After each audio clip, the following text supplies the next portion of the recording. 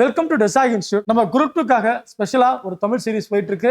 அதுல நம்ம என்ன பார்க்க போறோம் அப்படின்னாக்க நிறுத்தற் குறிகள் இல்லையா, அதான் நம்ம பார்க்க போறோம். இதுல இருந்து உங்களுக்கு 1 2 மதிப்பெண் வருவதற்கு 2 கேள்விகள் வருவதற்கு வாய்ப்புகள் இருக்கு. ரைட், முதல்ல கார் புள்ளி நம்ம படிக்கிறோம்ல, வல்லின மிகும் வல்லின மிகா இடங்கள் படிக்கிறோம்ல, அதுக்கெல்லாம் வந்து பார்த்தோன்னா ஒவ்வொரு ஒரு குவாலிஃபிகேஷன் மாதிரி கொடுத்து வச்சிருக்காங்களே, எங்கெங்கெல்லாம் வரும் எங்கெங்க வராதுன்னு கொடுத்துருக்காங்கல்ல, அதே மாதிரி தான் ஒவ்வொரு நிறுத்தற் குறிகளும் எங்க வரும் எங்க வராது அதை கிளியரா கொடுத்துருக்காங்க. வாங்க பார்க்கலாம். ஃபர்ஸ்ட் கார்புள்ளி நம்ம கமா மாதிரி போடுறோம்ல, அதுதான் பொருள்களை எண்ணும் இடங்களில் வரும். என்ன இடங்கள்லாம்? குறிஞ்சி, முல்லை, மருதம், நெய்தல், பாலை ஆகியன 5 திணைகள். இந்த மாதிரி கவுண்ட் பண்ற இடத்துல கடிதத்தில் விழிமுன் கார்புள்ளி வரும். விழினானது நண்பா, இது மாதிரி ரைட்டா. அப்ப அன்புள்ள நண்பா. அடுத்து விழிமுன் கார்புள்ளி வரும், விழி. அடுத்து வினையச்சங்களுக்கு பின் கார்புள்ளி வருங்கிறாங்க. வினையச்சம் பொழிலன் தோட்டத்திற்கு சென்று வாழைகளை பறித்து வந்தான். இந்த இடத்துல எது வினையச்சம் பார்த்தோன்னா உங்களுக்கு சென்று, அதுங்கிறதா பார்த்தோன்னா உங்களுக்கு வினையச்சம். ரைட்டா. அப்ப என்ன பண்றாங்க? வினையச்சத்துக்கு பின் ரைட்டா கார்புள்ளி வரும் கொடுத்துட்டாங்களா. மேற்கோள் குறிகளுக்கு முன் கார்புள்ளி வரும். குழந்தை நிலாவை பார்த்து அப்படின்னு ஒரு கமா போட்டு என்ன பண்றாங்க? மேற்கோள் குறி போடுறாங்க. நிலா நிலா ஓடிவா என்று பாருங்க. அடுத்து 5 முகவரியில் இறுதி வரி நீங்க ஏனைய வரிகளின் இறுதியில் கார்புள்ளி வரும். எப்படி?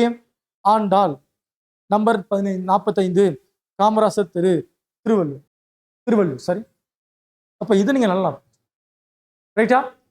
அடுத்து இது வந்து பார்த்தோன்னா உங்களுக்கு 1 2 3 4 5 5 கொஸ்டின் கொடுத்துருக்காங்க. சரி, 1 2 3 4 5 விதமான கண்டிஷன்ஸ் கொடுத்துருக்காங்க, ஞாபகம் வச்சுக்கோங்க. அடுத்து அரைப்புள்ளி படிப்போம் இல்லையா.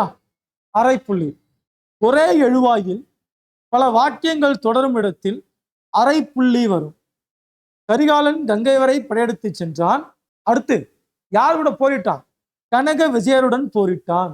இந்த மாதிரி வரக்கூடியதான் வந்து பார்த்தோன்னா உங்களுக்கு அரைப்புள்ளி வரக்கூடியது. 2வது உடன்பாடு எதிர்மறை கருத்துக்களை ஒன்றாக கூறும் இடத்தில் அரைப்புள்ளி வரும். ரைட்டா. நல்லவன் வாழ்வான், தீயவன் தாழ்வான், இது எதிர்மறை கருத்து. முதல்ல இருக்கிறது உடன்பாடு, 2வது எதிர்மறை கருத்து. ரைட். அடுத்து முக்கார் புள்ளி சிறு தலைப்பான தொகை சொல்லை விரித்து கூறும் இடத்தில் முக்கார் புள்ளி வரும். முத்தமிழ், இயலிசை, நாடகம், ஐம்பூதங்கள் சொல்றோம்ல, ஐம்பூதங்கள். அடுத்து முக்கணி இந்த மாதிரி பேசுற எல்லா இடத்துலயும் உங்களுக்கு இந்த முக்கார் புள்ளி உங்களுக்கு வரும். அடுத்து முற்றுப்புள்ளி சொற்றொடரின் இறுதியில் முற்றுப்புள்ளி வரும். அதாவது ஃபுல் ஸ்டாப் தான் முற்றுப்புள்ளிங்கிறாங்க, வேற ஒன்றும் இல்லை. கல்வியே மனிதனின் வாழ்வை உயர்த்தும். ஒரு ஸ்டேட்மெண்ட் முடிக்கிறோம், அகத்தின் அழகு முகத்தில் தெரியும் முடிக்கும் போது உங்களுக்கு என்ன வரும்? முற்றுப்புள்ளி வரும். சொற்குறுக்கங்களை அடுத்து முற்றுப்புள்ளி வரும். யோசிச்சு பாருங்க. மாப்போசி அப்படின்னு ஒரு வார்த்தை இருக்குன்னு வச்சுப்போம்.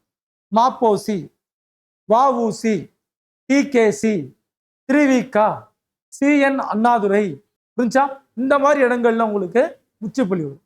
அப்ப திருவிகா, மாகா, ஊராட்சி ஒன்றிய நடுநிலைப் பள்ளின்னு பேசுறோம். அடுத்து பார்த்தீங்கன்னா ஊராட்சி ஒன்றிய தொடக்க பள்ளின்னு பேசுறோம். அடுத்து வந்து அரசு மேல்நிலை பள்ளின்னு பேசுறோம். முழுமையா எழுதாம அந்த இடத்துல ஃபுல் ஸ்டாப் வச்சிருக்கோம். ரைட். பெயரின் தலைப்பெழுத்தை அடுத்து முற்றுப்புள்ளி வரும். யோசிச்சு பாருங்க. இப்போ ஒரு பேர் சொல்றோம், சுந்தரம் அப்படின்னு படிக்கும்போது முதல்ல என்ன பேசுறோம்?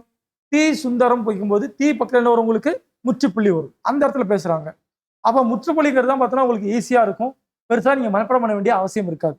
அடுத்து வினாக்குறி வினாப்பொருளை உணர்த்தும் வாக்கியத்தின் இறுதியில் வினாக்குறி இட வேண்டும். சேக்கிலார் எழுதிய நூல் இது. நீதி கட்சி எந்த ஆண்டு தோற்றுவிக்கப்பட்டது? நீதி கட்சி எந்த ஆண்டு தோற்றுவிக்கப்பட்டது? சேக்கிலார் பிறந்த ஊர் எது? புரிஞ்சா? இது நல்லா போச்சு. வியப்பு குறி உங்களுக்கு தெரியும் இல்லையா. வியப்பு, மகிழ்ச்சி, வியப்பு, அச்சம், அவலம், இரங்கல், இந்த உணர்ச்சிகளை வெளிப்பட்டு வரக்கூடியதை எங்க போறோம்னாக்க வியப்பு குறிப்பிடணும். தமிழின் இனிமைதான் என்னே அப்படின்னு படிக்கிறோம்ல, அதாவது தாஜ்மஹாலின் அழகே என்னன்னு படிக்கிறோம் இல்லையா, அந்த இடத்துல பார்த்தோன்னா உங்களுக்கு வியப்பு. அச்சம்னா பாம்புன்னு கொடுத்துருக்காங்க இந்த இடத்துல, நீங்க எது வேணாலும் நீங்க வச்சுக்கலாம். அவலம் வந்து பார்த்தோன்னா அந்தோ இயற்கை அழிகிறதே அப்படின்னு வேதனைப்படுவது, அதுதான் பார்த்தா அவலம் என்று சொல்றாங்க. கடைசியா ஒற்றை மேற்கோள் குறி. சரி, ஒற்றை மேற்கோள் குறி தனி சொல்லையோ தனி எழுத்தையோ விளக்கி காட்டும் போதும், தனி சொல்லையோ தனி எழுத்தையோ விளக்கி காட்டும் போதும், இரட்டை மேற்கோள் குறியில் இன்னொரு கூற்று உட்பட்டு வரும்போதும், இரட்டை மேற்கோள் குறியில் இன்னொரு கூற்று உட்பட்டு வரும்போதும் ஒற்றை மேற்கோள் பயன்படுத்த வேண்டும். இந்த மாதிரி நல்ல என்பது குறிப்பு பெயரெச்சம்.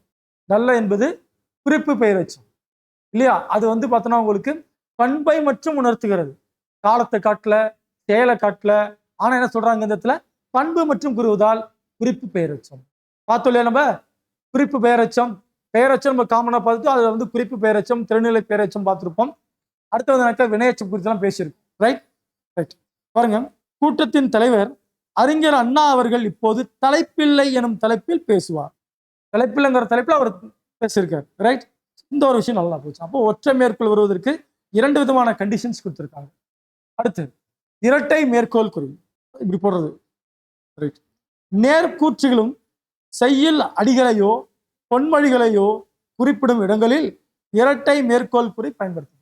திருவிக்கா மாணவர்களிடம் தமிழ் காவியங்களை படியுங்கள், இன்பம் நுகருங்கள் அப்படின்னு பேசுறாரு. அப்ப இந்த இடத்துல செய்யுள் பத்தி பேசியிருக்காரு. அதனால என்ன பண்றாங்க? இரட்டை மேற்கூறியை உங்களுக்கு பயன்படுத்திருக்காங்க. அப்ப மொத்தமாவே உங்களுக்கு என்ன இருக்கு? இருக்கிறதுலயே நமக்கு ஈஸியா மார்க் வாங்கக்கூடிய இடங்கள்லாம் ரொம்ப ஈஸியா முடிச்சிட்டோம்னா அடுத்து நம்ம எங்க கொஞ்சம் தப்பா கேட்பாங்க? இப்போ ரீசெண்டா வந்து குருஃபூர்ல கேட்ட மாதிரி இந்த ஓரெழுத்து ஒரு மொழி அது வந்து முழுமையா ஒரு 42 வார்த்தை இருக்கு. அதை முழுசா படிச்சா ஈஸியா ஆன்சர் பண்ணிட முடியும். அடுத்து எங்க கஷ்டமா வைக்க முடியும்னாக்கா இந்த கடைசி லெசன் இருக்குல்ல, அறிஞர்கள், மறைமொழிகள், அடுத்து வீரமாமுனிவர், ஜியு போப்லாம் இருக்குல்ல, அந்த இடத்துல ட்விஸ்ட் பண்ண மட்டும் தான் வாய்ப்பு.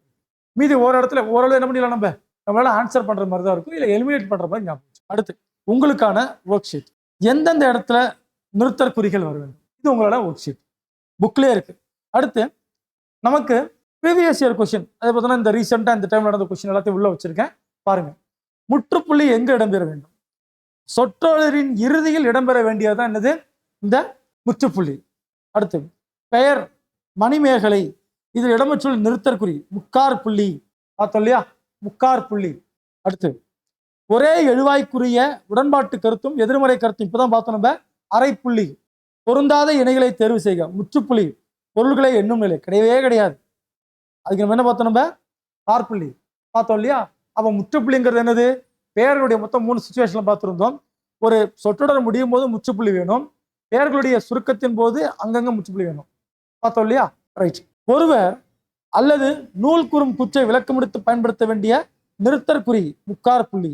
சரியான நிறுத்தற்குறி பாருங்க. யாழினி நிலாவிடம் நாளைக்கு சென்னைக்கு போகலாம் என்று கூறினாள். Answer C. இது வந்து பார்த்தோன்னா உங்களுக்கு 10th ஸ்கூல் புக்லேயே கொடுத்துருக்காங்க. சேரர்களுடைய பட்டப்பெயர்களில் கொல்லி, வெப்பன், மலையமான் போன்றவை குறிப்பிடத்தக்கவை. இது நம்ம 10th புக்ல வந்து எக்ஸசைஸா கொடுத்துருக்காங்க. இதை வந்து பார்த்தோன்னா உங்களுக்கு என்ன பண்ணியிருக்காங்க? உங்களுக்கு கொஸ்டினா மாற்றி வச்சிருக்காங்க. ரைட். ஸோ இது வரைக்கும் பார்த்தோன்னா உங்களுக்கு நிறுத்தற்குறிகள் சார்ந்து பேசியிருக்கோம். ரைட்டா? ஸோ கண்டிப்பா இதை நல்லா வெரிஃபை பண்ணிக்கோங்க.